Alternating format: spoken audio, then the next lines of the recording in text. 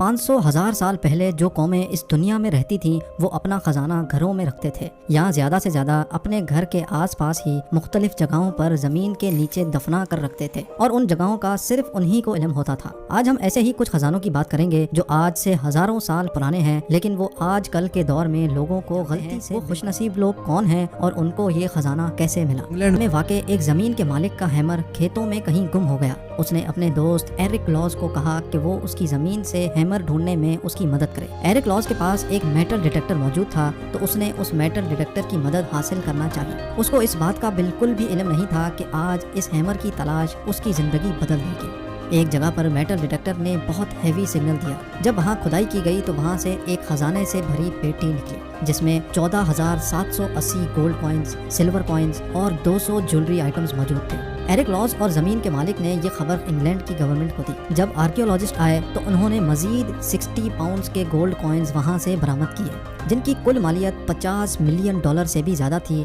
जो तकरीबन 375 करोड़ रुपए बनते थे। लेकिन इंग्लैंड की गवर्नमेंट ने एरिक लॉज को $2.3 मिलियन इनाम के तौर पे दिए जो एरिक ने अपने दोस्त के साथ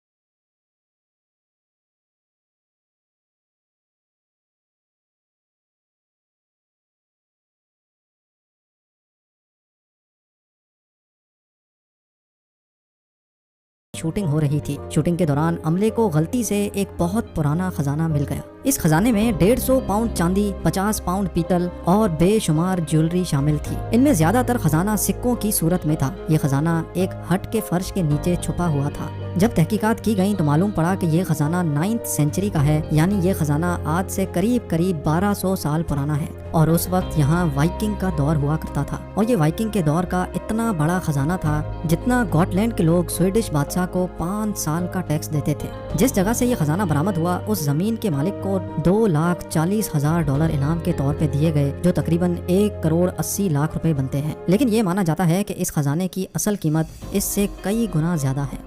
नंबर 2, ये है निक मीड जो एक टैंक कलेक्टर है। अमेरिका में इसकी कंपनी लोगों को मुख्तलिफ मिलिट्री व्हीकल्स पर सवारी करवा कर उनका शौक पूरा करती है। इसी मकसद की वजह से निक अक्सर पुराने टैंक्स खरीदता है और उनको रीफर्बिश करता है। 2017 में इसने एक पुराना टैंक $40,000 में खरीदा। लेकिन निक को क्या पता था कि ये टैंक इसकी जिंदगी तब्दील कर सकता है।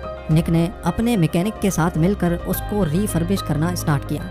जब बारी फ्यूल टैंक की आई तो इन्होंने टैंक का पुराना फ्यूल टैंक निकालकर उसको रिपेयर करके दोबारा फिट करना था। लेकिन उसके अंदर से हैरत अंगेज तौर पे सोने की ईंटें बरामद हुई। 5 सोने की ईंटें और वो भी बिल्कुल प्योर गोल्ड। इस सोने की कीमत उस वक्त $12 लाख थी, जो तकरीबन 90 करोड़ रुपए बनते हैं। ये तस्वर किया जा रहा है कि ये गोल्ड बार सोल्जर्स को इराक में जंग के दौरान किसी घर से मिली होंगी जिसको फ्यूल टैंक में महफूज रखने के लिए डाल दिया गया होगा। लेकिन जिसने डाली होंगी वो भी शायद मारा गया होगा। इस वजह से ये राज इस फ्यूल टैंक में ही महफूज रह गया।